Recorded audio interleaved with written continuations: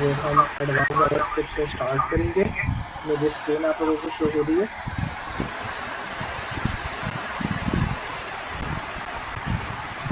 मुझे kindly chat पे feedback देते रहिएगा ताकि मुझे पता चले।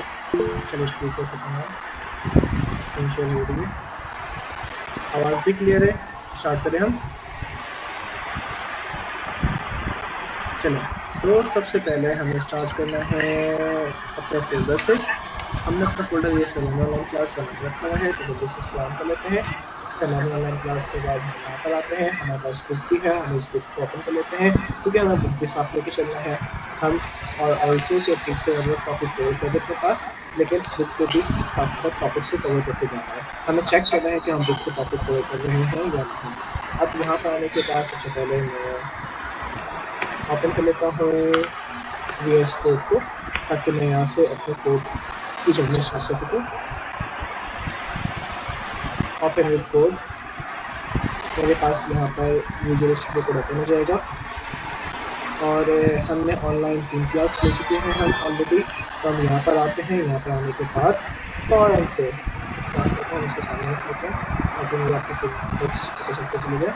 और यहाँ पर आता हूँ फ़ौरन से क्लास 4.js को लेता हूँ, ठीक है, क्योंकि जो अब हमारी क्लास होगी वो चौथी क्लास है ऑनलाइन। अब हमने यहाँ पर बुक भी ओपन कर ली है। बुक के हम टॉपिक्स लिखते रहेंगे, हमें कौन से टॉपिक्स हमने पढ़ लिए हैं, कौन से टॉपिक्स अभी हमने पढ़ने हैं, वो सारी चीज़ें हम लिखते रहेंगे। जैसे कि हमने फंक्शन से रिलेटेड सारे टॉपिक्स पढ़ लिए। अच्छा, मैं यहाँ पर पेन ओपन कर लेता हूँ ताकि आपके लिए ईजी होता चले जाए। मैंने पेन भी ओपन कर लिया, पेन भी मेरे पास मौजूद है। अब यहाँ पर हमने फंक्शंस पढ़ लिए हैं, पासिंग डाटा कर लिए हैं, सारी चीज़ें कर ली हमने। और हमने हमारे पास रहता है स्विच स्टेटमेंट। हमने स्विच स्टेटमेंट नहीं देखा, ठीक है, हम आगे बढ़ गए।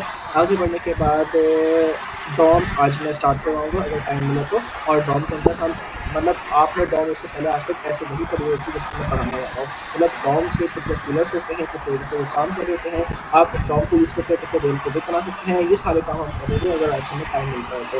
और फिर हमें आज ऑब्जेक्ट्स के टॉपिक्स को भी कंप्लीट करना है कि ऑब्जेक्ट के टॉपिक्स को हम जितना जल्दी कंप्लीट करेंगे उतना हमारे लिए आसानी होती चली जाएगी। तो एक काम करते हैं, हम जल्दी से स्टार्ट करते हैं। कोड पर आते हैं वापस। कोड पर वापस आने के बाद स्टार्ट करना है एरे से, क्योंकि कल हम एरे पढ़ रहे थे। तो मैं इसको करता हूँ बंद। यहाँ पर आता हूँ, एक वेरिएबल बनाता हूँ var से, ठीक है। अब यहाँ पर इसको थोड़ा जूम कर लेंगे ताकि आपको समझ में आ जाए। var से एक वेरिएबल बना रहा हूँ। अब यहाँ पर जल्दी से नंबर्स का एक वेरिएबल बना लेता हूँ। यहाँ पर आता हूँ नंबर्स आता हूँ और यहाँ पर मैं जल्दी देता हूँ 1 2 3 4 5 6 7। अब यहाँ पर मैं नंबर्स की तरफ शफल कर लेता हूँ ताकि हमारे पास कंफ्यूजन क्रिएट ना हो और हम इसको आगे लेके चलते चले जाएँ। 1 2 6 3 4 5 7, ठीक है। अब नीचे आता हूँ। नीचे आने के बाद किसी ने क्लास में कहा था कि सर फॉर ईच और मैप से स्टार्ट करवाइएगा, तो मैं यहाँ पर फॉर ईच और मैप से स्टार्ट कर रहा हूँ अपने एरे के टॉपिक को। तो आप समझिएगा, मुझे बस 2 मिनट लगेगा। मैं जल्दी से आपको समझाता हूँ कोड लिखकर। सबसे पहले यहाँ पर लिखता हूँ नंबर्स के बाद लिखता हूँ फॉर ईच। फॉर ईच कहता है कि आप जब भी फॉर ईच का लूप इस्तेमाल करें तो आपने देना है अंदर फंक्शन यहाँ पर मैं यूज़ करेंगे एरे फंक्शन को। इस तरीके से मैं यहाँ पर एरे फंक्शन बना लेता हूँ।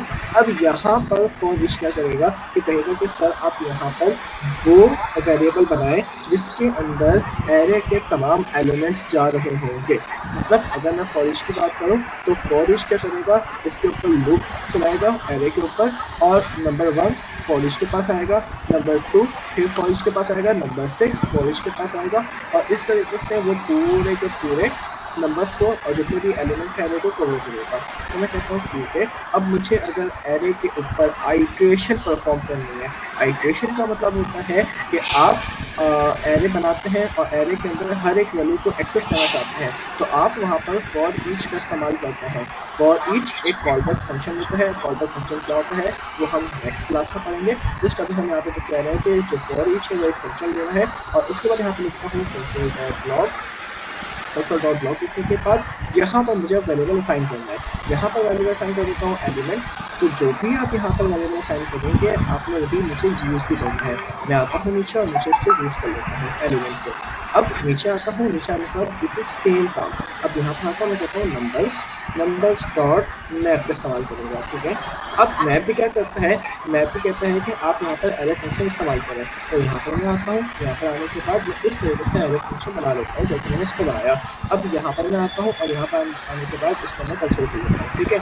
अब जब मैं इसको प्रिंट करूँगा तो एक मिनट में यहाँ पर आता हूँ और यहाँ पर आने के बाद मैं ज़रा जल्दी से एलिमेंट यहाँ पे लिख लेता हूँ, वेरिएबल यहाँ पे लिखता हूँ this result come from map. तो आपको इससे आसानी होगी देखने में कि हमारा रिजल्ट कहाँ से आ रहा है। एक मिनट और लगभग 4 6 दे रहा हूँ, मिल जाता है लगभग। मैं पहले लगभग फर्स्ट वाला मैं बंद होने वाला जाता है।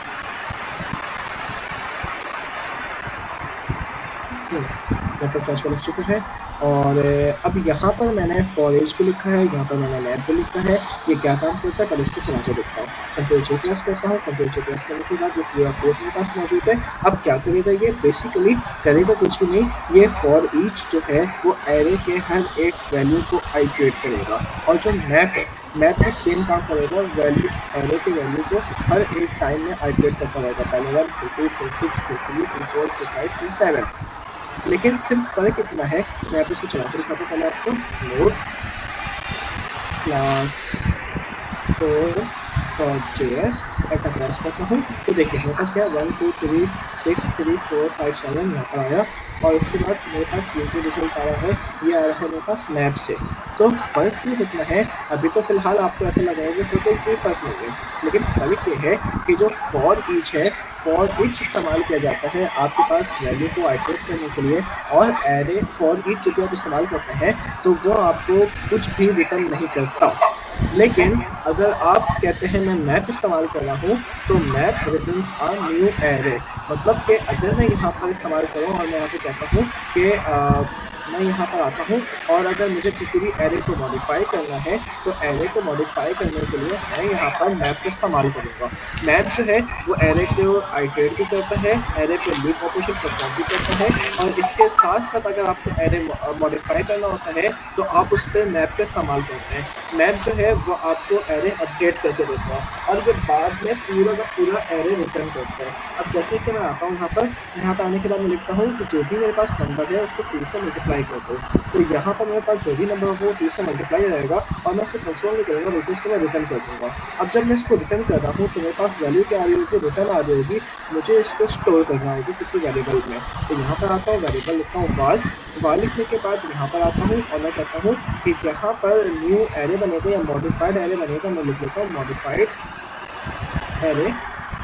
अब मैं नीचे आता हूँ और नीचे आने के बाद कंसोल को देता हूँ मॉडिफाइड एरे को, तो देखिएगा फॉर ईच मुझे कुछ भी वैल्यू रिटर्न नहीं करता, मुझे यहाँ पर सिर्फ और सिर्फ एरे के ऊपर ऑपरेशन परफॉर्म करता है।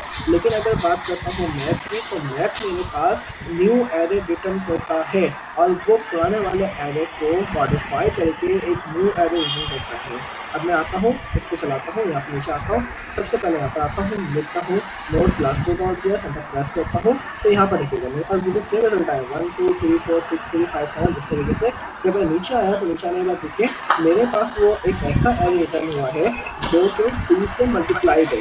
मेरे पास यहाँ पर 2 4 12 6 8 10 15, जब भी मुझे मॉडिफाई करना होगा अपने ओरिजिनल एरे को और मैं चाहूँगा कि मेरे पास एक न्यू एरे रिटर्न करे तो उसके लिए मैं इस्तेमाल करूँगा मैप का। और जब से मैं मैप का इस्तेमाल करूँगा तो मुझे एक न्यू एरे मिलेगा, मैं इसको वैल्यू में स्टोर करूँगा। इससे मेरे पास ओरिजिनल एरे को कोई फर्क नहीं पड़ेगा, मुझे बिल्कुल एक न्यू एरे रिटर्न होगा और उस न्यू एरे को मैं यूज़ कर रहा इस मॉडिफाइड या एक वेरिएबल के अंदर, और आगे चलकर इसको मैं कहीं भी यूज़ कर सकता हूँ। तो मैप इस्तेमाल होता है एरे को रिटर्न करने में, जो कि एक न्यू एरे बनाता है, और फॉर ईच इस्तेमाल किया जाता है एरे को आइटरेट करने में। यार क्लियर है? चलिए तो फिर हम आगे बढ़ते हैं। ये क्लास में मैंने ऑलरेडी एक्सप्लेन कर दिया था, आपकी यहाँ पे मेरे ख्याल से रिक्वेस्ट आई थी मैसेज पर, तभी मैंने इसको यहाँ से क्लास स्टार्ट किया है। अब मैं आगे बढ़ता हूँ, यहाँ पर आगे बढ़ने के बाद नीचे आता हूँ। अब हमारे पास यहाँ पर 2 टॉपिक है, वो 2 टॉपिक बहुत ज़्यादा अहम है, जिसमें हमारे पास सबसे पहला टॉपिक है फिल्टर का और दूसरा टॉपिक है हमारे पास यहाँ पर रिड्यूस का। तो इस 2 टॉपिक को बड़े अच्छे से समझिएगा, रिड्यूस ओके और हमारे पास फिल्टर है, ठीक है। नीचे आता हूँ, नीचे आने के बाद हमारे पास यहाँ पर फिल्टर क्या काम करता है उसको हम देखते हैं, रिड्यूस क्या काम करता है हम उसको देखते हैं।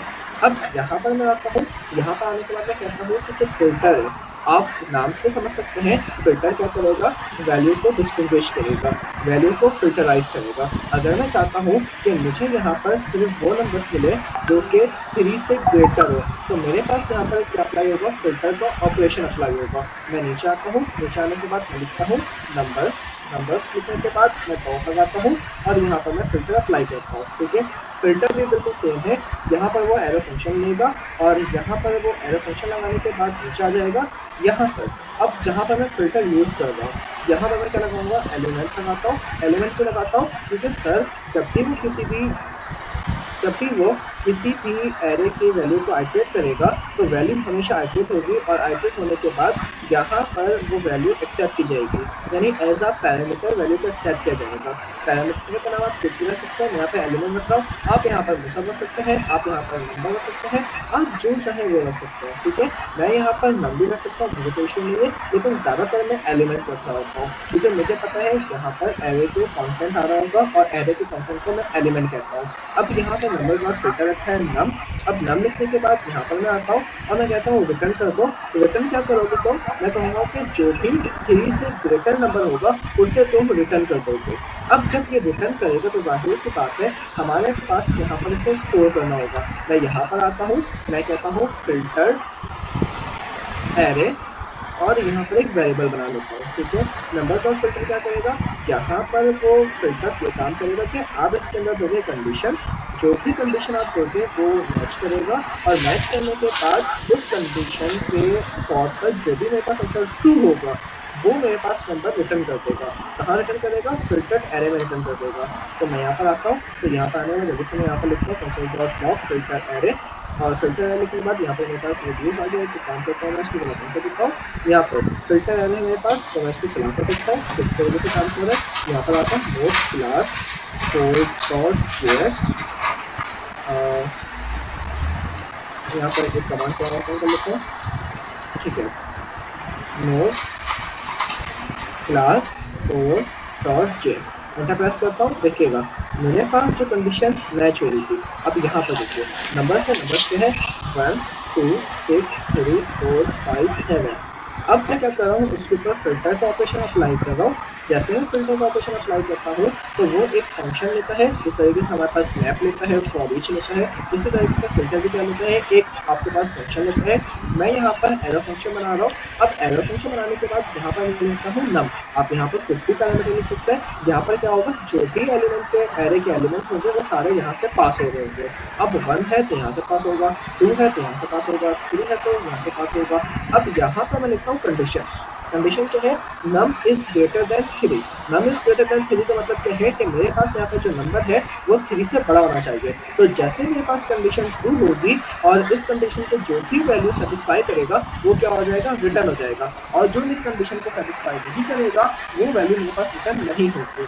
तो यहाँ पर सबसे पहले मेरे पास 1 आता है कि यहाँ पर देखें क्या 1 मेरे पास बड़ा है 3 से। आप देखें नहीं सर 1 आपके पास बड़ा नहीं है 3 से, तो मैं कहूँगा क्या करना है, आप कहोगे सर इसको डिस्कार्ड करते हैं। अब बारी है इसकी 2 की, क्या 2 बड़ा है 3 से। आप देखें नहीं सर ये कंडीशन यहाँ पर फॉल्स होती है। तो जैसे ही कंडीशन फॉल्स होगी तो आपका जो फिल्टर एरे है, यानी फिल्टर ऑपरेशन है, वो आपको कोई भी वैल्यू प्रोवाइड नहीं करेगा।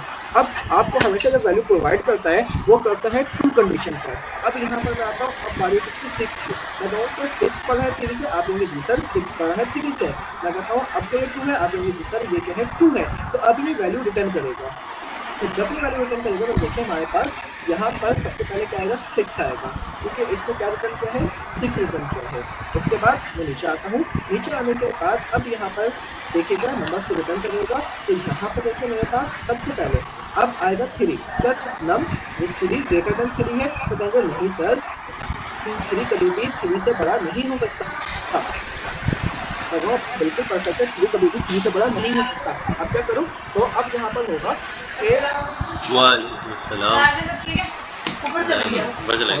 हाँ अब मेरे पास बस वो क्या कहते हैं, मैं चाहूँगा कि अब नेक्स्ट नंबर आए। तो नेक्स्ट नंबर क्या करेगा, अप्लाई करेगा। जैसे ही इसके पास आता है नंबर पर 4, तो 4 यहाँ पर आ बैग जाएगा। छोड़ के या जा 4 रही हूँ बड़ा नहीं, है मैं 3 से, इसकी कहेंगे सारी जी सर चीजें ये खत्म कंडीशन हो ट्रू गई है, हैं। 4 बड़ा है 3 से, हाँ तो वो क्या करेगा, वो फौरन से एक यहाँ पर वैल्यू में ऐड हो जाएगा। अब जो ये वैल्यू में ऐड हो रहा है वो बेसिकली एक दूसरी एरे की बात ये फॉर्मेट में हो रहा है। कि देखिए यहाँ अगर पर वो फीडर 6 आ मांगता गया है मेरे पास, फिर तो क्या आया फीडर 4, अपनी के फिर पास क्या है आया तो अपनी 5, मम्मी के फिर क्या आया 7। तो इस उसका तरीके पैसा से क्या था फिल्टर फीडर अपनी ऑपरेशन के काम पास। कर रहा होता है आपके उसको ना पास। थोड़ा सा अब दूध जैसे कि बना फॉर के दो, एग्जाम्पल इसके यूज केस हम सही है। कैसे कर सकते हैं, अगर आप ई कॉमर्स की वेबसाइट पे जाएं तो ई कॉमर्स की वेबसाइट पे जाने के बाद या फिर आप अपना लर्निंग ठीक है, मैनेजमेंट सिस्टम इसमें बनाते जानी हैं, चाहिए। जैसे सलानी में अपना आई नो एलएमएस बरो। बनाया हुआ है, तो वहां पर एलएमएस में क्या हो सकता है कि अगर वेब डेवलपमेंट के स्टूडेंट है तो फिल्टर आउट हो जाएगा। तो यहाँ पर एक कंडीशन लगी हुई होगी कि आपका स्टूडेंट इज इक्वल टू यहाँ पे मैं लिख के दिखाता हूँ, स्टूडेंट इज इक्वल टू जिससे मैच करेंगे वो क्या होंगे, वेब डेवलपमेंट के होंगे। ठीक है, अच्छा वेब डेवलपमेंट हम यहाँ पे वेब डेवलपमेंट नहीं पढ़े, हम यहाँ पे पढ़े एडवांस वेब डेवलपमेंट, जिसमें हम कंटेनराइज पढ़ेंगे, बैकएंड पढ़ेंगे, डॉकर पढ़ेंगे, रिएक्ट नेक्स्ट.जेएस वगैरह पढ़े होंगे। तो मतलब हम बिल्कुल ready to use industry tool यहाँ पर सीख रहे होंगे। तो इसको हमने क्या है, एडवांस वेब डेवलपमेंट। तो अब यहाँ पर जो स्टूडेंट होंगे वो एडवांस वेब डेवलपमेंट पढ़ रहे होंगे यहाँ पर, क्योंकि अब जाहिर सी बात है सिर्फ एडवांस वेब डेवलपमेंट के हमारे पास स्टूडेंट नहीं होंगे, हमारे पास पाइथन के भी होंगे, हमारे पास डाटा साइंस के भी होंगे, यूआई के भी होंगे, ग्राफिक डिजाइनर भी होंगे। तो यहाँ पर क्या होगा, सबका अपना अपना पोर्टल बना होगा। तो यहाँ पर क्या होगा कि आप यहाँ पर एक एरे के फॉर्मेट में आप सारे के सारे स्टूडेंट स्टोर होंगे। स्टोर होने के बाद अब वो रिटर्न यहाँ पे लिखा जाएगा, यहाँ पर कंडीशन यूज की जाएगी। कंडीशन क्या है, यहाँ पर स्टूडेंट है, स्टूडेंट की कंडीशन क्या आ रही है यहाँ पर, एडवांस वेब डेवलपमेंट। तो जो भी एडवांस वेब डेवलपमेंट का होगा वो फिल्टर आउट होकर एक एरे में आ जाएगा, जो पाइथन का होगा वो फिल्टर आउट होकर एक एरे में आ जाएगा, और जो ग्राफिक्स का होगा वो फिल्टर आउट होकर आपके पास एक एरे में आ जाएगा। तो इस तरीके से आप क्या करते हो, एरे की वैल्यू को फिल्टर आउट करते हो और एक न्यू एरे क्रिएट कर देते हो। ये क्या था हमारे पास, फिल्टर का ऑपरेशन। ठीक है, अब फिल्टर का ऑपरेशन के बाद हम थोड़ा सा आगे बढ़ते हैं। आगे बढ़ने के बाद हमारे पास यहाँ पर एक रिड्यूस है। ठीक है, अब रिड्यूस क्या काम करता है जरा सुनिएगा। मैं कहता हूँ कि मेरे पास यहाँ पर, मैं इसको जरा नीचे ले आता हूँ यहाँ पे। अब नीचे लाने के बाद मैं इसको कमेंट आउट कर लेता हूँ। कमेंट आउट करने के बाद जरा पीछे आता हूँ और यहाँ पर मैं कहता हूँ कि मेरे पास यहाँ पर एक एरे मौजूद है 1 2 6 3 4 5 7। और अब इस एरे को, ठीक है, मल्टीपल वेरिएबल है, मल्टीपल वैल्यूज है, मैं चाहता हूँ इस मल्टीपल वैल्यूज के ऊपर कंडीशन अप्लाई करूँ या ऑपरेशन अप्लाई करूँ और इसको सिंगल वैल्यू में ट्रांसफॉर्म कर दूँ। मैं कहता हूँ एरे है, एरे में मल्टीपल वैल्यूज है, अगर मैं चाहता हूँ इस मल्टीपल वैल्यूज को मैं सिंगल वैल्यू में ट्रांसफॉर्म कर दूँ, तो उसके लिए हम यहाँ पर फंक्शन यूज करते हैं रिड्यूस का। यहाँ पर मैं आऊँ और यहाँ पर आने के बाद लिखता हूँ नंबर्स डॉट रिड्यूस। अच्छा, रिड्यूस से पहले भी हमने यहाँ पर एक और चीजें पढ़ी थी, जहाँ पर आपके साथ एक लॉजिक परफॉर्म किया था कि लूप से हम क्या करते हैं, पूरे के पूरे एरे को सम कर देते हैं। तो वहां पर हमारे पास जो एरे की मल्टीपल वैल्यूज थी वो सम होकर हमारे पास एक सिंगल वैल्यू बन गई थी। तो अगर आप चाहते हैं यहाँ पर लूप का इस्तेमाल नहीं करना और मल्टीपल वैल्यू को सिंगल वैल्यू में ट्रांसफॉर्म करना, तो वहां पर आप रिड्यूस का इस्तेमाल कर सकते हो। रिड्यूस क्या कहता है, रिड्यूस कहता है कि जिस तरीके से आपने फॉर ईच इस्तेमाल किया, जिस तरीके से आपने फिल्टर इस्तेमाल किया, जिस तरीके से आपने मैप इस्तेमाल किया, बिल्कुल सेम तरीके से आप किसको इस्तेमाल करेंगे, रिड्यूस को इस्तेमाल करेंगे। मैं कहता हूँ ठीक है, यहाँ पर आता हूँ और एक फंक्शन बना लेता हूँ जल्दी से। तो यहाँ पर आने के बाद एक फंक्शन बनाता हूँ, यहाँ पर देखिए मेरे पास एक फंक्शन क्रिएट हो गया। अब यहाँ पर लैपटॉप जो है चार्जिंग डिस्कनेक्ट कर देना है, एक मिनट में चार्जिंग कनेक्ट कर लिया, मैं ये लैपटॉप बन जाएगा।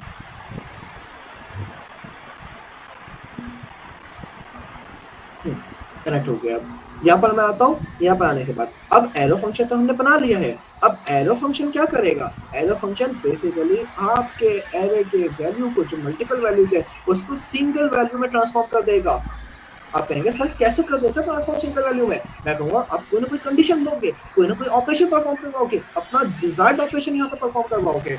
आप कहेंगे सर डिजायर्ड ऑपरेशन हमारा क्या हो सकता है, मैं कहूँगा कि एक यूज केसेस है, ई कॉमर्स की वेबसाइट है जिसमें दराज है। अब दराज में आप चाहते हैं वहां पे आप इलेक्ट्रॉनिक सामान बाय करते हैं या ग्रोसरी बाय करते हैं, आप एक चीज तो बाय नहीं करेंगे, आप क्या करते हैं, मल्टीपल चीजें बाय करते हैं। अब फॉर एग्जांपल आप आते हैं, आपने एक यहाँ पर मोबाइल बाय कर लिया दराज से मोबाइल बाय करने के बाद फिर आप आगे बढ़ते हैं, आगे बढ़ने के बाद आपने एक शर्ट ले ली दराज से, फिर आगे बढ़ते हैं, फिर आपने कवर ले लिया मोबाइल का, फिर आप आगे बढ़ते हैं, आपने हेडफोन खरीद लिया वहां से, क्योंकि आपने जाहिर सी बात है क्लास लेने के बाद एग्जॉस्ट हो जाता है तो आपने गेमिंग भी करनी है। ठीक है, क्योंकि सबका कोई ना कोई पैशन होता है। तो यहाँ से आपने 4 चीज़ें खरीद ली। अब इसकी जो प्राइस थी वो थी 500, इसकी जो प्राइस थी वो थी 600। कवर जो है दरअसल बहुत सस्ता मिला था, इसको मैं दे देता हूँ 50 रुपये। हेडफोन हमने बहुत महंगा लिया है क्योंकि हमें गेमिंग करनी है, तो यहाँ पे लिख देता हूँ मैं 5000 रुपये। ठीक है, अब यहाँ पर मेरे पास क्या है, मल्टीपल वैल्यूज लिखी गई है कि मैं यहाँ पर 4 चीज़ें बाइक कर रहा हूँ, तो 4 चीज़ें अलग अलग वैल्यूज में है। तो ये सारी की सारी वैल्यूज कहाँ स्टोर होंगी, ये सारी की सारी वैल्यूज स्टोर होंगी एरे की फॉर्मेट में। लेकिन जब आप ऐड टू कार्ट कर रहे होंगे और बाय कर रहे होंगे तो आपको वहां पर टोटल की सूरत में शो होगा। टोटल आएगा आपके पास, टोटल वैल्यू क्या है, पहले आपके पास इंडिविजुअल वैल्यू आएगी कि मोबाइल कवर 500 का है, आपके पास जो शर्ट है वो आपकी 600 रुपये की है, कवर आपके पास 50 रुपये का है, जो हेडफोन आपके पास 5000 रुपये का है। अब टोटल क्या बनेगा, तो आप कहेंगे कि टोटल बनेगा 5000, 5500 और यहाँ पर 600, 6100, 6150 रुपये। ठीक है, तो यहाँ पर देखो, यहाँ पर क्या था, यहाँ पर बेसिकली मैं इसको कलर चेंज कर लेता हूँ। यहाँ पर बेसिकली आपके पास पूरा का पूरा एक एरे का मल्टीपल वैल्यूज थी आपके पास, लेकिन आपने उसको ट्रांसफॉर्म कर दिया सिंगल वैल्यूज में। तो ऐसे यूज केसेस के लिए आप यूज करते हो रिड्यूस का। अच्छा ठीक है सर, हम आपके पास समझ चुके हैं कि अगर हमें इस तरीके से यूज करना है, मल्टीपल वैल्यूज को हमें ट्रांसफॉर्म करना है सिंगल वैल्यूज में, तो हम इस्तेमाल करेंगे रिड्यूस का। हम लूप का इस्तेमाल नहीं करने वाले क्योंकि लूप जो है वो पुराना हो चुका है। अब हमारे पास बहुत सारे एडवांस फंक्शन आ चुके हैं जावास्क्रिप्ट के अंदर, हम उनका इस्तेमाल करेंगे। मैं कहता हूँ ठीक है, लेकिन इस्तेमाल कैसे करेंगे, तो मैं कहता हूँ रिड्यूस के अंदर सबसे पहले आप लिखोगे एक्यूमुलेटर, एक्यूमुलेटर, फिर आप लिखोगे करंट। ठीक है, आप कहेंगे सर ये एक्यूमुलेटर क्या है और करंट क्या है। मैं कहता हूँ जरा रुक जाओ 2 मिनट, तो मुझे, मैं तुम्हें सब बताता हूँ एक्यूमुलेटर क्या है, करंट क्या है। यहाँ पर लिखता हूँ एक्यूमुलेटर और यहाँ पर लिखता हूँ करंट। ठीक है, अब यहाँ पर देखिएगा एक्यूमुलेटर क्या है, करंट क्या है। एक्यूमुलेटर का मतलब है आपकी इनिशियल वैल्यू क्या होगी। करंट की वैल्यू होती है जो आपके एरे की वैल्यू है। फॉर एग्जाम्पल अगर मैं यहाँ पर आऊँ और यहाँ पर आने के बाद इसको मैं रिमूव करता हूँ, आपको सही से दिखाता हूँ मैं यहाँ पर। अब मैं कहता हूँ एक्यूमुलेटर।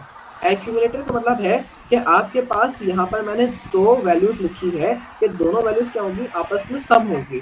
तो पहली जो वैल्यूज है करंट, वो कहाँ से आएगी आपके पास, वो आएगी एरे से। तो एक्यूमुलेटर कहाँ से आएगा, मैं कहूँगा एक्यूमुलेटर जो है यहाँ पर आप उसको डिफॉल्ट वैल्यू पास करोगे।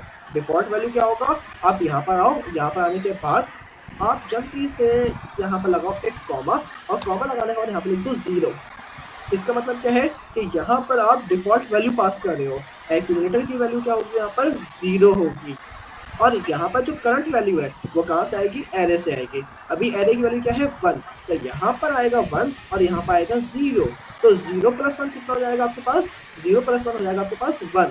तो ये जो टोटल रिजल्ट आया है एक इक्वेशन का 0 + 1, जिसका टोटल रिजल्ट क्या है 1, वो स्टोर होगा एक्यूमुलेटर में।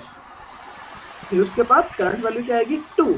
अब यहाँ पर एक्यूमुलेटर की वैल्यू हो चुकी है 1 और करंट वैल्यू क्या आई, यहाँ से आ रहेगी 2 आई।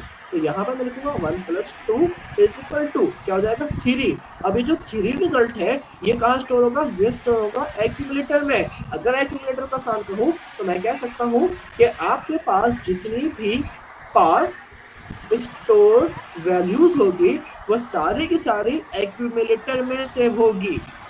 अब आप कहेंगे सर ये पैरामीटर है, पैरामीटर में मैं यहाँ पर मुसब लिख दूं या सैयद मुसब लिख दूं, बात क्या है, बिल्कुल सेम है। अगर मैं यहाँ पर आता हूँ, यहाँ पर आने के बाद इसको जरा बंद करता हूँ, बंद करने के बाद यहाँ पर एक्यूमुलेटर है, इसको मैं हटाता हूँ, यहाँ लिखता हूँ मैं पास वैल्यू और यहाँ लिखता हूँ करंट वैल्यू। ठीक है, यहाँ क्या लिख रहा हूँ, पास्ट वैल्यू, यहाँ क्या लिख रहा हूँ, करंट वैल्यू। तो यहाँ पर क्या होगा मेरे पास, मैं इसको जरा ऑन करता हूँ। अच्छा मुझे नीचे भी क्या करना पड़ेगा, पास का इस्तेमाल करना पड़ेगा, मैं नीचे भी पास कर लेता हूँ। अब देखिए यहाँ पर मैं कह रहा हूँ कि यहाँ पर हमारे पास जो रिड्यूस है वो आपके एरे की वैल्यू को सिंगल वैल्यू में ट्रांसफॉर्म कर देगा। अच्छा कैसे करेगा, ऑपरेशन आप खुद परफॉर्म करवाओगे, मल्टीप्लाई करवाना है, एडिशन करवाना है, कंडीशन देनी है, क्या करना है। मैं कहता हूँ मुझे यहाँ पर इन तमाम एरे का सम चाहिए। अच्छा एरे का सम चाहिए तो आपने क्या करना है, 2 पैरामीटर का इस्तेमाल करना है, पहला है करंट, दूसरा है पास्ट। अब पास्ट जो है वो इनिशियल वैल्यू है, स्टार्ट कहाँ से होगा, मैं कहूँगा पास्ट। अगर तुम यहाँ पर ऑपरेशन परफॉर्म करवाते हो तो तुम स्टार्ट होगे 0 से, और ऑपरेशन कौन सा है, सम ऑपरेशन। ठीक है, अब करंट क्या करेगा, एरे की वैल्यू लेकर आएगा। एरे की वैल्यू क्या है 1, फिर क्या है 2, फिर क्या है 6। तो देखो यहाँ पर करंट की वैल्यू क्या हुई, पहले 1, पास वैल्यू क्या थी यहाँ पे 0, तो 0 + 1 क्या हो गया 1। अब यहाँ पर जो 1 हमारे पास कंबाइंड रिजल्ट आया है, इसको स्टोर करना होगा। ये स्टोर कहाँ करेगा, ये स्टोर करेगा पास वैल्यू में। फिर अब पास की वैल्यू क्या हो गई 1 हो गई, और करंट की वैल्यू क्या हो गई 2, तो यहाँ पर क्या आ गया 2 आ गया। 1 + 2 किसके बराबर होगा, 3 के बराबर हो जाएगा। फिर हम इस तरीके से आगे बढ़ेंगे। अब पास वैल्यू कितनी हो चुकी है, पास वैल्यू हो चुकी है अब यहाँ पर 3, क्योंकि देखो यहाँ पर टोटल रिजल्ट क्या आया 3 आया। फिर यहाँ पर मैं आगे बढ़ूंगा, करंट की वैल्यू क्या है, तो आप कहेंगे करंट की वैल्यू है 6, तो यहाँ पर मैं आऊंगा 6 रखूंगा। अब 3 और 6 कितना होता है, 9 होता है। तो ये जो 9 टोटल रिजल्ट है, ये कहीं ना कहीं स्टोर होगा, और कहाँ स्टोर होगा, पास वैल्यू में स्टोर होगा। तो यहाँ पर मैं आता हूँ, 9 यहाँ पर आ चुका है। अब यहाँ पर करंट वैल्यू होगी, करंट वैल्यू कितनी है 3 है, तो 9 + 3 यहाँ पर हो जाएगा 9, और यहाँ पर हो जाएगा 12। ठीक है, तो ये जो 12 वैल्यू है, ये कहाँ स्टोर होगा, ये आपके पास में स्टोर होगा। और पास वैल्यू को टेक्निकल टर्म में हम कहते हैं एक्यूमुलेटर, एक्यूमुलेटर। ठीक है, एक्यूमुलेटर। यहाँ पर मैं आता हूँ, यहाँ पर भी एक्यूमुलेटर कर देता हूँ। अच्छा, एक्यूमुलेटर हम पूरा नहीं लिखते, तो क्या करते हैं, हम इसको लिखते हैं इस तरीके से, एक्यूमुलेटर, इस तरीके से एक्यूमुलेटर। ठीक है, ये एक्यूमुलेटर, ये करंट। तो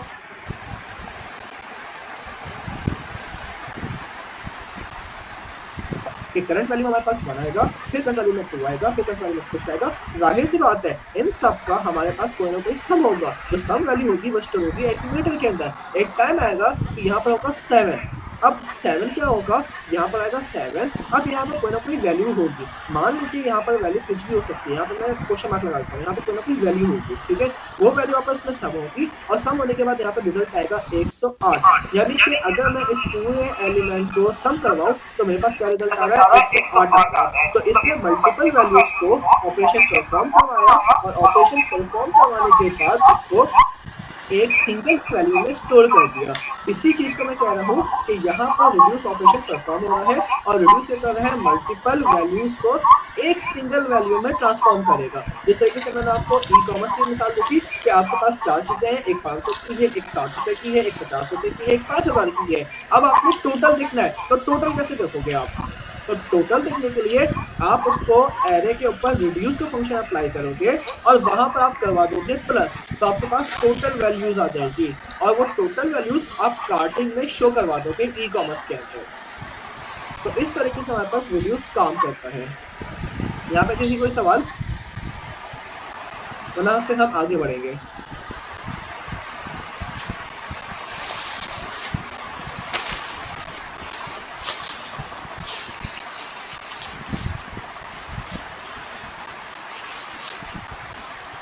कहाँ स्टोर हो रही है। अच्छा उजैर, बेसिकली देखो ना, यहाँ पर आप याद करो कि जब हम लूप चलाते हैं, तो लूप के अंदर क्या होता है कि हम एक वेरिएबल बनाते हैं, उस वेरिएबल के अंदर तमाम वैल्यू स्टोर करवाते हैं। तो यहाँ पर मैंने एक वेरिएबल बनाया एक्यूमुलेटर के नाम से, तो जो भी वैल्यू स्टोर होगी किसमें होगी, एक्यूमुलेटर में होगी, यानी पास वैल्यू में स्टोर होगी। मेरी आवाज़ कट कट के आ रही है, पॉसिबल तो नहीं, क्योंकि इंटरनेट तो मेरा सही है। Sir 1 time again, okay. अच्छा मुझे बताएं, मेरी आवाज़ कट कट के आ रही है सबको, या किसी के पास ये मसला आ रहा है, किसी के पास क्लियर आ रही है। हाँ, तो मैं बता रहा हूँ आपको कि सर सही आ रही है, ठीक है, क्योंकि नेट में सही इस्तेमाल कर रहा हूँ, मैं काफ़ी ऑनलाइन क्लास लेकर आता हूँ, उसमें मसला नहीं आता, तो इसलिए मैं मेक श्योर हूँ कि नेट तो मेरा सही चल रहा है अभी फिलहाल।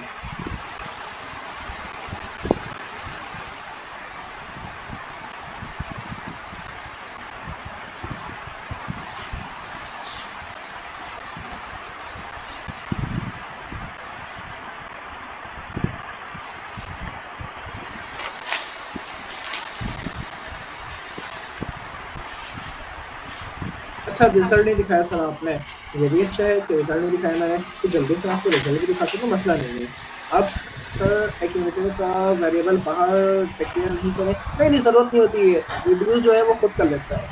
मतलब रिड्यूस के अंदर फंक्शन के अंदर ये लिखा हुआ है, समझो ना, फंक्शन क्या करता है, बेसिकली आपकी कोड को रैप कर देता है, कोड को छुपा देता है। तो रिड्यूस भी एक फंक्शन है, इसके अंदर डिक्लेरेशन वगैरह सारी चीज़ें हुई भी होगी, हमें जस्ट क्या करना है, पैरामीटर पास करना है। तो इसके अंदर जो कोड है वो जावास्क्रिप्ट में लिख के रखा हुआ है, तो डिक्लेरेशन और सारी चीज़ें सब इसके अंदर हो रही होंगी रिड्यूस के अंदर, तभी तो हम यहाँ पे रिड्यूस को यूज़ कर रहे हैं, सिंपल टू यूज़ है। तो मतलब अगर आपने रिड्यूस को यूज़ करना है तो आप एक्यूमुलेटर एक एक्यूमुलेटर पैरामीटर देते हैं, आप एक्यूमुलेटर नहीं देते, आप नंबर देते हैं, यहाँ पर कोई मसला नहीं है, सही है।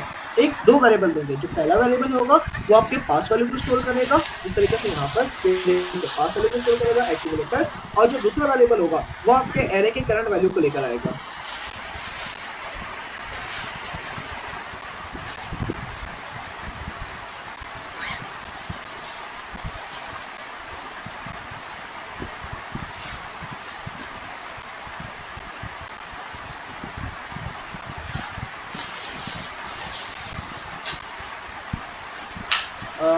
आगे चले हम, इसका मैं रिजल्ट दिखा देता हूँ जल्दी से ताकि आपको भी क्लियर हो जाए।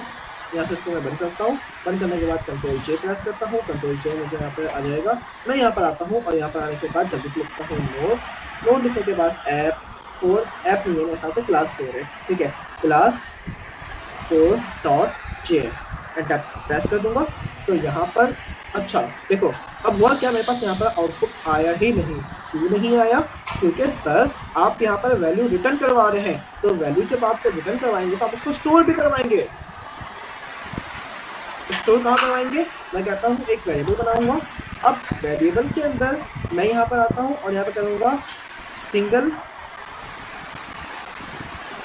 स्टोर वैल्यू, ठीक है, एक वेरिएबल बना लिया। अब सिंगल स्टोर वैल्यू क्या करूंगा, मैं नीचे आऊंगा और नीचे आने के बाद लॉग करूंगा, कंसोल डॉट लॉग, और यहाँ पर सिंगल स्टोर वैल्यू को लिख दूंगा, ठीक है। अब मैं यहाँ पर आके इसको रन करता हूँ, यहाँ पर मैं आता हूँ नोट क्लास 4.js, देखिए मेरे पास क्या आ रहा है, 28 आ रहा है, यानी टोटल जो मेरे पास रिजल्ट है वो क्या है, 28 है। तो यहाँ पर मैं आता हूँ, यहाँ पर आने के बाद 1 + 2 3 3 + 6 9 9 + 3 12 12 + 4 16 16 + 5 आई गेस 21 21 + 7 28। तो मेरे पास यहाँ पर जो नंबर लिखा गया था वो सारा का सारा नंबर यहाँ पे क्या आ रहा है, 28 आ रहा है, और उसको मैंने एक वेरिएबल में स्टोर करवा दिया। वेरिएबल में स्टोर करवाने के बाद यहाँ पर आया और यहाँ पर इसको प्रिंट करवा दिया। तो देखो मेरे पास क्या आ रहा है यहाँ पर वैल्यू, यहाँ पर मेरे पास वैल्यू आ रही है 28। आवाज़ तो सही आ रही है मेरी, आप अपना नेट चेंज करके देखें अब्दुल रहमान।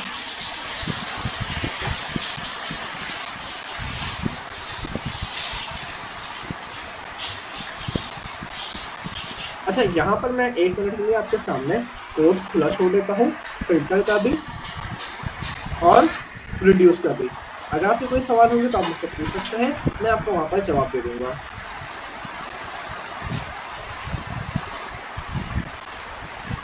वरना फिर हम आगे चलेंगे, टॉपिक हमारे पास बहुत है।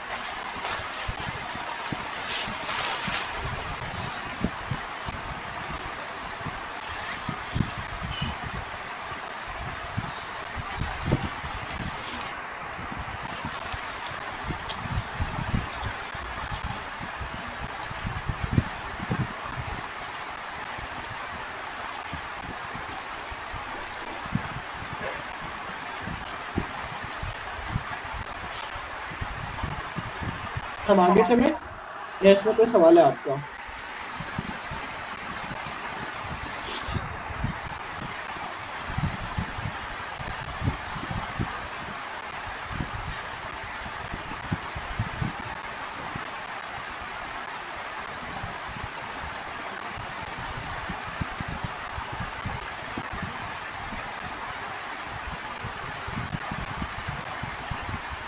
क्लियर है सर, ठीक है।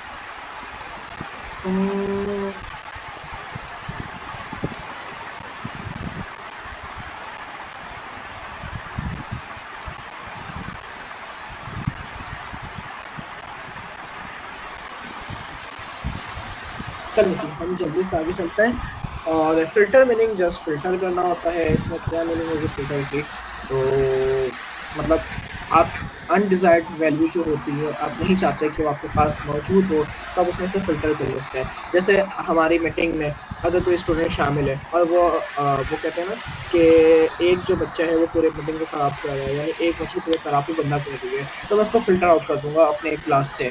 तो आप इस तरीके से इसको फ़िल्टर समझ सकते हैं। ये फ़िल्टर क्या होता है, जैसे आपके एक डिज़ायर्ड ऑपरेशंस होते हैं, डिज़ायर्ड आपकी ख्वाहिश होती है, आप वहाँ पर वो ऑपरेशन या कोई कंडीशन देते हो, अगर वो कंडीशन पर फिट बैठता है तो ठीक है, नहीं बैठता है तो आप वहाँ पर उसको फ़िल्टर आउट कर देते हो, उसको बाहर निकाल देते हो। तो ये कंडीशन आपके पास इस तरीके से काम कर लेती है।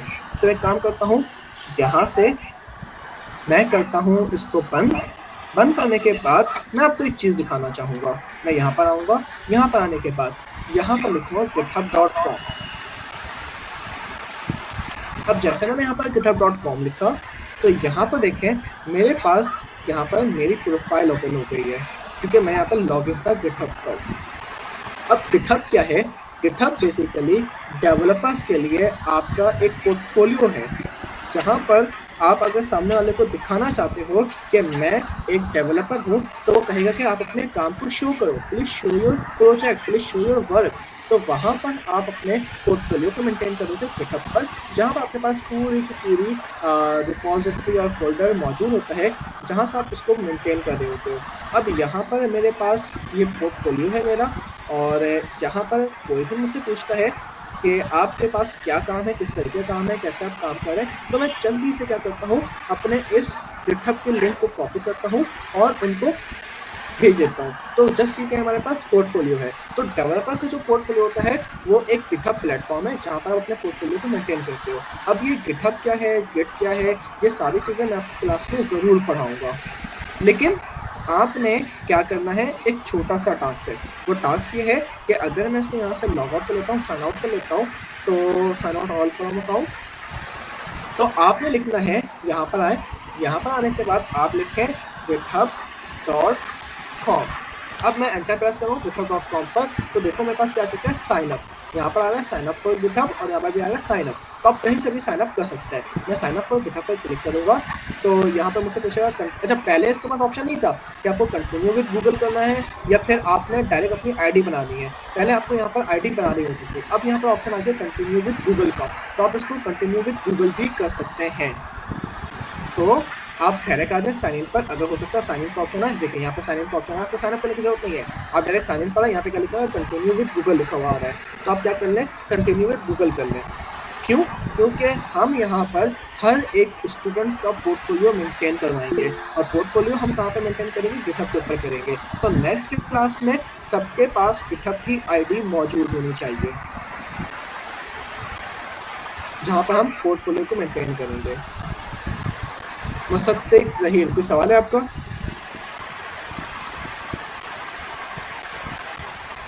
सर अगर दो एरे पे एक फंक्शन काम कर सकता है, दो एरे पे एक फंक्शन, दो अलग अलग एरे हैं, तो अलग अलग एरे पे अलग अलग फंक्शन ही काम करता है, अनटिल अनलेस जब तक आप उस एरे को ज्वाइन ना कर लो। दो अलग एरे पर एक फंक्शन काम नहीं करता। अच्छा, ज्वाइन करने के लिए काम कर सकता है, उसकी भी कंडीशन होती है, लेकिन आप जिस टर्म में पूछ रहे हैं उस टर्म में मैं आपको बता रहा हूँ कि आपके पास दो एरे पर एक फंक्शन काम नहीं कर सकता। हम आगे चलते हैं। आगे चलने के बाद हमारे पास स्विच स्टेटमेंट है। क्या आप लोगों ने से पहले स्विच स्टेटमेंट पढ़ी है यहाँ पर क्लासेस में?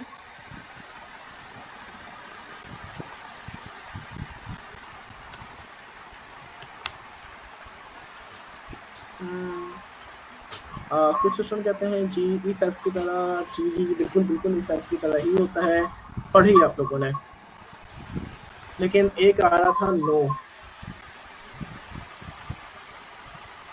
अच्छा पढ़ी आप लोगों ने, सही है सही है सही है। अगेन चलो एक बार मैं स्विच स्टेटमेंट को ज़्यादा लंबी नहीं करूँगा, इसके ऊपर ज़्यादा इसको डिटेल पे नहीं जाऊँगा, एक स्विच स्टेटमेंट को यूज़ कैसे करते हैं वो करके दिखा देता हूँ मैं आपको, ठीक है। अब क्या होता है, अगेन एक्सप्लेन करते हैं, क्लियर हो जाएगा। चलो ठीक है, मैं यहाँ पर एक्सप्लेन कर देता हूँ, ज़्यादा डिटेल में नहीं करूँगा क्योंकि स्विच स्टेटमेंट जो है वो आपको जाहिर सी बात आपने पढ़ी हुई चीज़ है, और मैं जैसे यहाँ पे एक रिव्यू देता हूँ यूज़ कैसे करते हैं। यूज़ करना मेन होता है कि आप चीज़ें पढ़ तो लेते हैं लेकिन यूज़ नहीं कर पाते। तो चलो मैं यहाँ पे एक रिव्यू देता हूँ, आप इसको यूज़ कर सकेंगे। तो चार्ज में जाएगा,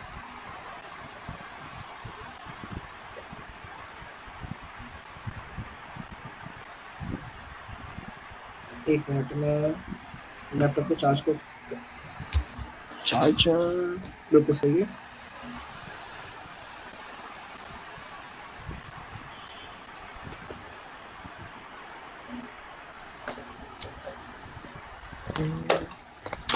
एक मिनट देखिए, मेरा लैपटॉप बंद हो जाएगा, इससे पहले मैं चार्ज कर लेता हूँ इसको, ये वापस का चार्जर हिल जा रहा है।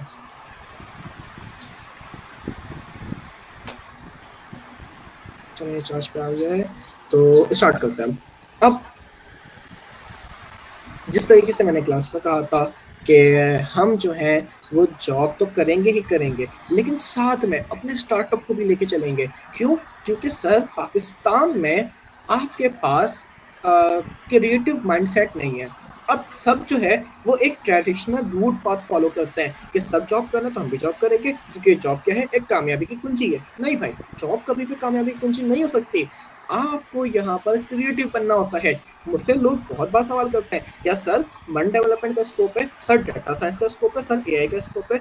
मैं कहता हूँ स्कोप बेसिकली स्किल्स का नहीं है। स्किल्स तो आप सीख रहे हो, स्कोप आपके हुनर का है, आपके खुद का है, आपकी पर्सनालिटी का स्कोप है। मतलब अगर आप चाहते हो वेब डेवलपमेंट सीख कर अपने आप को फ्यूचर में आपका फ्यूचर सिक्योर करना, अपने आप को कामयाब देखना फ्यूचर के अंदर, तो आपने लाजमी अपने आप को क्रिएटिव बनाना होगा।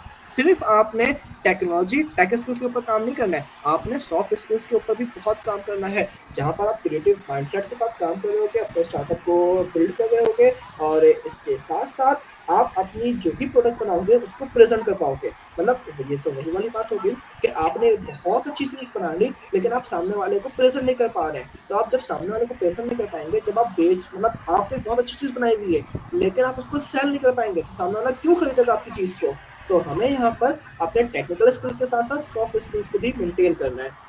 मेरी ये कोशिश होती है हमेशा कि मैं जिस स्टूडेंट को भी या जिस बैच को भी पढ़ाऊँ, उसको इतना अच्छा पढ़ाऊँ कि अगर वो मेरी टीम को ज्वाइन करना चाहता है, तो वो मेरी टीम को ज्वाइन करके एक स्टार्टअप की तरफ जा सकता है। और अगर वो चाहता है जॉब की तरफ जाना, इंटरव्यू की तरफ जाना, तो मैं उसमें बहुत हेल्प कराता हूँ उसकी, कि मैं उसको इंटरव्यू क्वेश्चंस की तैयारी करवा रहा हूँ। क्लासेस में जिस तरीके से मैं बता रहा हूँ ये इंटरव्यू क्वेश्चंस है, और मैं उसको थोड़ा-सा लीड भी जनरेट करके देता हूँ कि यार आप इस सॉफ्टवेयर हाउस में चले जाओ, इस सॉफ्टवेयर हाउस में ये अभी जॉब आई हुई है, इस तरह की जॉब आई हुई है, ये काम है, वो काम है। और मेरी खुद की भी टीम है, और जो अच्छे स्टूडेंट होते हैं वो मेरी टीम को ज्वाइन कर लेते हैं। और मेरे पास अगर कोई प्रोजेक्ट आ रहा होता है, फ्रीलांसिंग प्रोजेक्ट आ रहा होता है, तो हम पार्ट टाइम में उस फ्रीलांसिंग प्रोजेक्ट को भी कर लेते हैं। तो मेरी इतनी मेहनत करने की सिर्फ और सिर्फ एक ही वजह होती है कि आप लोग अपने फ्यूचर को सिक्योर करें, आप लोग अपनी ज़िंदगी को तब्दील करें, और आपके साथ जितने लोग मुंसलिक हैं, जितने लोग मुनसब हैं आपके साथ, आप उन सब की ज़िंदगी में खुशियाँ अता फरमाएँ। ठीक है? तो अब यहाँ पर हम अपनी क्लासेस को स्टार्ट करते हैं, और जो क्लासेस स्टार्ट हम करने के लिए आ रहे हैं वो स्विच है। तो आप लोगों ने अपनी क्लासेस इस तरीके से अटेंड करनी है कि अपने स्किल्स पे बहुत फोकस करना है। मैंने आपको कहा था कि आप जब भी कोई कोर्स करें, उसको वन टाइम करें। कोर्स रिपीट करने का नाम नहीं है, कोर्स वन टाइम लर्निंग का नाम है।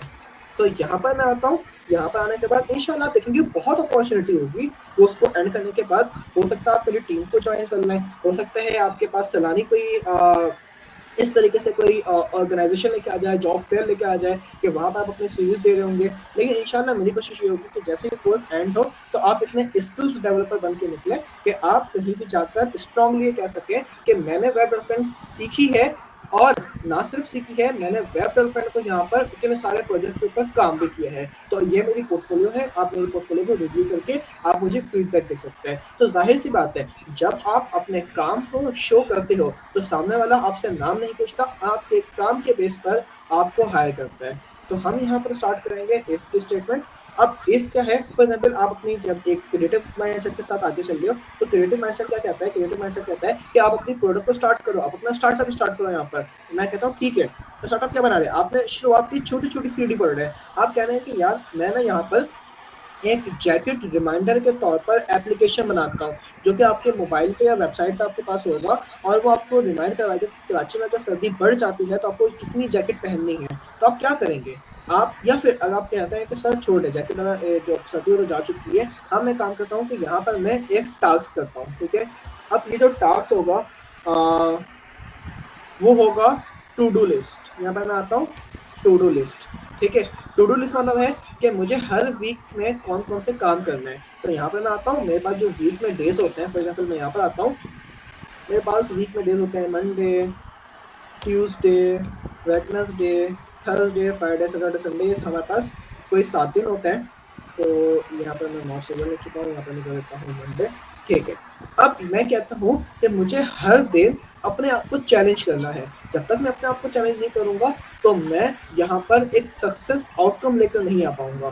तो चैलेंज करने के लिए मैं कहता हूँ हर मंडे ट्यूसडे वेडनेसडे अपने आप को मैं चैलेंज दूंगा और उस चैलेंज को क्या करूंगा, मैं एक्सेप्ट करूंगा। अब यहाँ पर देखो क्या है मेरे पास कि मैंने यहाँ पर डेज असाइन कर दी। मेरे पास क्या है, मंडे है, ट्यूसडे है, वेडनेसडे है, थर्सडे है, फ्राइडे है, सैटरडे और संडे है। ठीक है, अब मैं यहाँ पर आता हूँ और एक कंडीशन बनाता हूँ। मैं कहता हूँ डेज जो है वो क्या है मेरे पास, मंडे है। यहाँ पर आज क्या है हमारे पास, आज हमारे पास संडे है।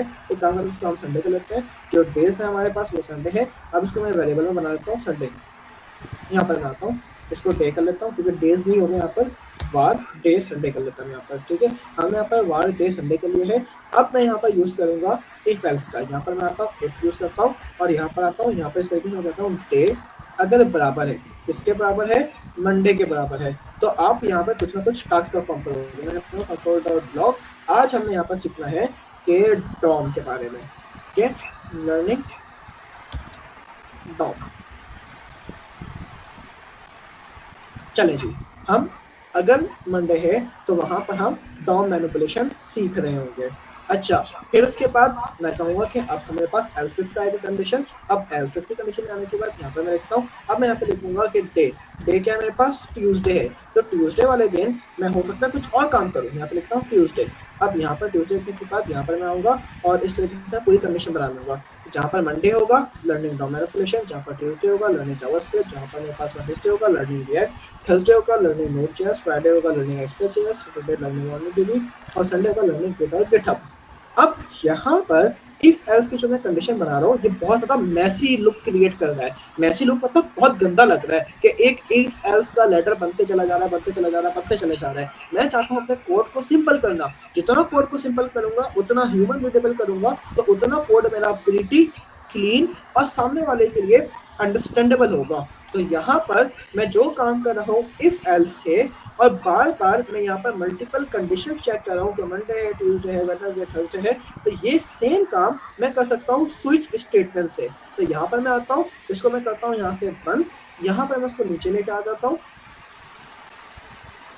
नीचे लाने के बाद यहाँ पर इसको मैं पीछे ले आता हूँ। अब जो काम मैं कर रहा था इफ एल्स से वही सेम काम कर सकता हूँ मैं स्विच और स्विच एलिमेंट से। यहाँ पर मैं आता हूँ, मैंने यहाँ पर दे दिया कि डे क्या होगा, संडे। तो यहाँ पर मैं लिखता हूँ स्विच और स्विच लिखने के बाद यहाँ पर मैं करता हूँ डे और इसके अंदर आ जाऊँगा। ठीक है, अब इसके अंदर आने के बाद मैं चाहूँ तो यहाँ पर ब्रैकेट लगा सकता हूँ, मैं ब्रैकेट लगा देता हूँ। अब यहाँ पर केस बनेगा क्योंकि हर स्विच के अंदर क्या होता है, केस होता है। मुझे यहाँ कंडीशन देने की जरूरत नहीं है कि मैं हर एक में बैठ के कंडीशन चेक करता रहूंगा कि डे मंडे है तो ये काम करो, डे ट्यूसडे है तो ये काम करो। मुझे करने की जरूरत नहीं है। मैं जस्ट यहाँ पर आऊंगा, मैं लिखूंगा केस। अगर केस आपका क्या है, मंडे है, तो आप यहाँ पर कुछ ना कुछ ऑपरेशन परफॉर्म करवाओगे। आप कंसोल डॉट लॉक करवा लो। यहाँ पर आता हूँ कंसोल डॉट लॉक और यहाँ पर मैं लर्निंग टू डॉम मैनिपुलेशन कर लेता हूँ। तो जल्दी से आता हूँ लर्निंग डॉम मैनिपुलेशन। फिर मैं नीचे आता हूँ, नीचे आने के बाद यहाँ पर मैं ट्यूसडे लिखता हूँ। फिर मैं यहाँ पर नीचे आता हूँ वेडनेसडे लिखता हूँ। फिर मैं यहाँ पर आता हूँ थर्सडे लिखता हूँ। फिर मैं यहाँ पर आता हूँ फ्राइडे लिखता हूँ। फिर मैं यहाँ पर आता हूँ संडे लिखता हूँ। फिर मैं यहाँ पर आता हूँ संडे लिखता हूँ। ठीक है, अब क्या हो गया मेरे पास, यहाँ पर मैं यहाँ पर जो कंडीशन है उसको मैच नहीं करवा रहा, यहाँ पर केसेस बना रहा हूँ। मैं कहता हूँ कि डे संडे कोई ना कोई इनपुट आएगा, कहीं ना कहीं से आएगा। हो सकता है यूजर दे दे इनपुट, कहीं से भी दे दे। मैंने भी यहाँ पर वेरिएबल असाइन कर दिया है। अब यहाँ पर यूज कर रहा हूँ स्विच का। स्विच में एक वेरिएबल आएगा, उस वेरिएबल को यहाँ पर चेक करो कि अगर वो मंडे है तो तुमने ये काम करना है, ट्यूसडे है तो तुमने ये काम करना है, वेडनेसडे है तो तुमने ये काम करना है। अच्छा ठीक है, अगर Monday, Tuesday, Wednesday, Thursday, Friday, Saturday, Sunday में से कोई दिन नहीं आता तो आपके पास क्या चलेगा, डिफॉल्ट की कंडीशन रन होगी। आप कहेंगे सर क्या बात कर रहे हैं आप, मंडे, ट्यूसडे, वेडनेसडे, संडे तक कोई भी दिन नहीं आएगा, ऐसे कैसे हो सकता है? मैं कहूँगा हाँ भाई, जब भी लोग ट्रीट मांगते हैं और खासकर के अपने दोस्त से पूछते कब दोगे, वो कहते हैं रेड फ्राइडे। अब रेड फ्राइडे हमारी जिंदगी में कभी नहीं आता। तो अब यहाँ पर जो कंडीशन है रेड फ्राइडे की, वो यहाँ पर तो मैच नहीं होने वाली। वो कहाँ मैच होगी, डिफॉल्ट में मैच होगी। और डिफॉल्ट में क्या होगा कि भरोसा रखो लड़के, आपको मिल जाएगी ट्रेड। अब अगर आपके पास कोई भी कंडीशन मैच नहीं होती है तो कंडीशन क्या मैच होगी आपके पास, डिफॉल्ट की। तो कंडीशन अगर मैच नहीं हो रही तो आपके पास कौन चलेगा, यहाँ पर डिफॉल्ट चलेगा। ठीक है, हाँ, मैं जानबूझ के अज़लान हटाया मैंने, मैं यहाँ पे एक चीज़ दिखाना चाहता था, ठीक है? अब जैसे मैंने यहाँ पे क्या लिखा है, संडे लिखा हुआ है, तो संडे यहाँ पर मैच होगा और क्या लिखा होगा, लर्निंग गिट और गिटहब, ठीक है? अच्छा, यहाँ पे मैं संडे नहीं करता, यहाँ मैं करता हूँ वेडनेसडे। ज़रा यहाँ पे कर देता हूँ मैं वेडनेसडे, ताकि आपको एक चीज़ दिखा सकूँ। अब यहाँ पर मैं आता हूँ, कंट्रोल जे प्रेस करता हूँ, कंट्रोल जे प्रेस करने के बाद जल्दी से नीचे आ जाता हूँ। नीचे आने का मैं लिखता हूँ node class 4.js, enter press करता हूँ। तो देखो, एक मिनट, ये क्या हुआ? यहाँ पर देखो मेरे पास क्या लिखा हुआ है, learning React, learning Node js, learning Express, MongoDB, Git और गिटहब, भरोसा रखो लड़के आपको मिल जाएगी गिट। ये क्या हुआ? अब यहाँ पर मैं आता हूँ, देखो कहाँ से स्टार्ट हुआ, वेडनेसडे से स्टार्ट हुआ, learning React, learning Node js, learning express, learning MongoDB. एक मिनट, मैंने तो कहा था कि मुझे सिर्फ वेडनेसडे चाहिए, और जैसे ही वेडनेसडे मिलेगा तो मेरे पास लर्निंग रिएक्ट प्रिंट हो जाएगा। लेकिन यहाँ पर क्या है, नोड.js है, एक्सप्रेस है, मोंगोडीबी, गिट और गिटहब है। क्लास का टाइम खत्म होने वाला है, मैं चेक कर लेता हूँ। 7 मिनट है अभी हमारे पास, टॉपिक कंप्लीट हो जाएगा।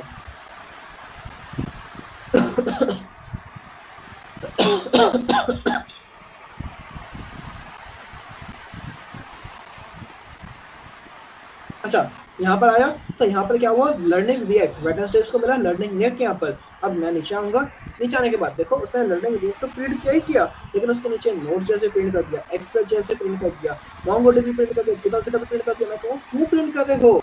वो कहेगा कि बात सुनो, मैं यहाँ पर केस तो मैच कर रहा हूँ, और केस किससे मैच हुआ, वेडनेसडे से, तभी तो मैंने यहाँ पर लर्निंग रिएक्ट को प्रिंट करवाया है। वरना मैं चाहता तो डॉम मैनिपुलेशन भी यहाँ पर प्रिंट करवा सकता था, और मैं चाहता तो यहाँ पर लर्निंग जावास्क्रिप्ट भी प्रिंट करवा सकता था, लेकिन मैंने कहाँ से प्रिंट करवाया इसको, लर्निंग रिएक्ट से प्रिंट करवाया। इसका मतलब है कि मैं यहाँ पर कंडीशन तो मैच कर रहा हूँ, लेकिन स्विच केस कहता है कि जैसे ही आपके पास कंडीशन मैच हो जाए, आप यहाँ लगा दें ब्रेक। अगर आप यहाँ पर ब्रेक नहीं लगाते हैं तो इसके बाद वाला सारा क्या हो जाएगा, ट्रू हो जाएगा। तो वेडनेसडे भी रन होगा, थर्सडे भी रन होगा, फ्राइडे भी रन होगा, सैटरडे भी रन होगा। लेकिन अगर मैं यहाँ पर आऊँ और यहाँ पर आने के बाद मैं यहाँ पर लगा दूँ ब्रेक, तो ब्रेक से क्या होगा, जैसे ही वेडनेसडे की कंडीशन यहाँ पर मैच होगी तो यहाँ पर ये वाला लूप चलेगा, यानी ये वाला बॉडी चलेगी हमारे पास, लर्निंग रिएक्ट, और फिर यहाँ से कोड कर जाएगा, ब्रेक हो जाएगा। तो अगर मैं यहाँ पर ब्रेक नहीं लगाता तो इसका मतलब है कि मेरे पास यहाँ पर जो लूप है, एक बार अगर ट्रू हुआ, अगर एक बार बॉडी ट्रू हुई तो इसके बाद सारा का सारा क्या हो जाएगा, ट्रू हो जाएगा। तो मुझे इस कोड से बाहर निकलने के लिए लाजमी क्या लगाना है, ब्रेक लगाना है। तो जहां जहां मैंने ब्रेक नहीं लगाया वहां वहां मैं लगा लेता हूँ ब्रेक जल्दी से, ताकि मेरे पास ये कोड क्या हो जाए, बिल्कुल सही परफॉर्म करे। तो नीचे भी आया ब्रेक लगाया, नीचे भी आया ब्रेक लगाया। आप कह रहे थे सर आपने ब्रेक क्यों हटाया? मैंने ब्रेक इसलिए हटाया ताकि मैं आपको पढ़ा सकूँ यहाँ पर। अब यहाँ पर नीचे आऊंगा, क्योंकि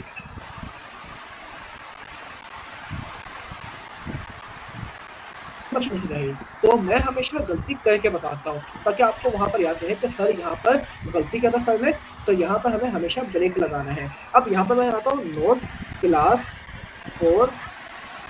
4.js, एंटर प्रेस करता हूँ तो देखो क्या आएगा, सिर्फ लर्निंग रिएक्ट। सर कहाँ गया वो जो नीचे आ रहा था, learning MongoDB, learning express JS, learning GitHub. मैं कहूँ क्यों आएगा, हमने तो सिर्फ इसको कंडीशन मैच करवाया, और जैसे ही कंडीशन मैच हुई वेडनेसडे की, मैंने उसे करवाया ब्रेक। तो ब्रेक का मतलब क्या होता है कि इस स्टेटमेंट से बाहर आ जाओ, या फिर कोड की एग्जीक्यूशन स्टॉप कर दो। तो यहाँ पर देखो क्या है मेरे पास, लर्निंग रिएक्ट, कोड की एग्जीक्यूशन क्या हो गई, जैसे कंडीशन मैच हुई स्टॉप हो गई।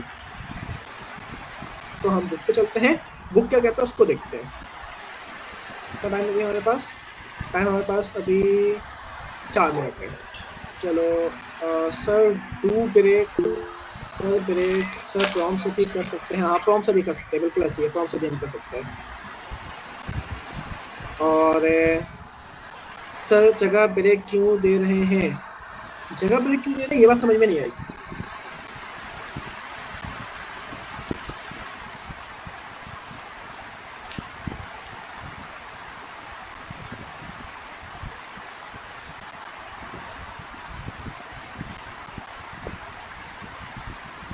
ना सब जगह ब्रेक क्यों दे रहे हैं? अच्छा ठीक है, मैं समझ गया। अच्छा जगह जगह ब्रेक क्यों दे रहा हूँ, तो जगह जगह ब्रेक देने की वजह यह है कि मेरे पास यहाँ पर सब प्रिंट ना हो जाए। मैं चाहता हूँ कोड को एग्जीक्यूट को स्टॉप करना, क्योंकि कोड का एग्जीक्यूशन है उसको स्टॉप करना चाहता हूँ। तो मैं यहाँ पे क्या दे रहा हूँ, जगह जगह ब्रेक दे रहा हूँ। हैंड रेस कोई कर रहा था, चले।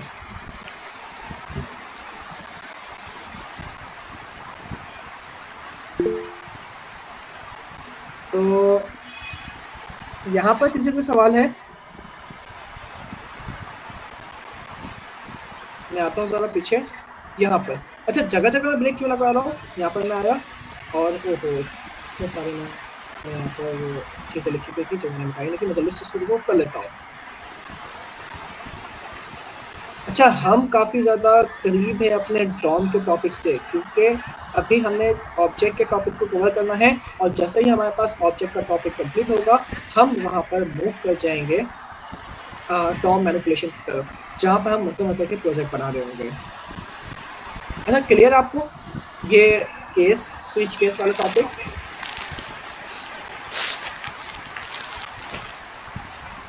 किसी कोई मसला है? हमारे पास 2 मिनट है। किसी कोई मसला नहीं है?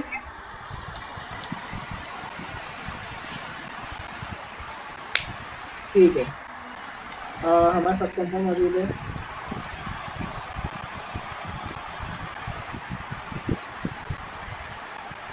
सर, अच्छी की क्लास में आपने बस यही पढ़ाया है। आज की क्लास में आपने बस यही पढ़ाया है। हाँ, मैंने एरे के टॉपिक को रिपीट करवाया है और स्विचेस को यहाँ पे रिपीट करवाया है। एरे को काफ़ी दूर तक पढ़ाया, उसमें रेडियस, स्नैप और आपके फिल्टर के ऑपरेशंस पढ़ाए अभी। और अभी हमारी नेक्स्ट जो गूगल मीट होगी उसके ऊपर अभी हम ऑब्जेक्ट्स को पढ़ेंगे। ठीक है, ऑब्जेक्ट्स का टॉपिक हम यहाँ पे कवर करेंगे। जाहिर सी बात है, मैं भी रोज़ हूँ और तकरीबन कोई 1 घंटे से मैं बोलते जा रहा हूँ, तो थोड़ा-सा हम यहाँ पे कंटिन्यू करेंगे ऑब्जेक्ट को, और जहाँ पे मैं थोड़ा फ़ील करूँगा टायर्ड या थक जाऊँगा, तो वहाँ से आपसे क्वेश्चन ले लूँगा और फिर उसके बाद हम लोग उनको एंड करेंगे। तो चलें, मैं एक काम करता हूँ, आपके साथ नेक्स्ट मीटिंग शेयर करता हूँ, आप लोग मुझे वहाँ पर जॉइन कर लें। ठीक है? तो मिलते हैं आपसे नेक्स्ट मीटिंग में।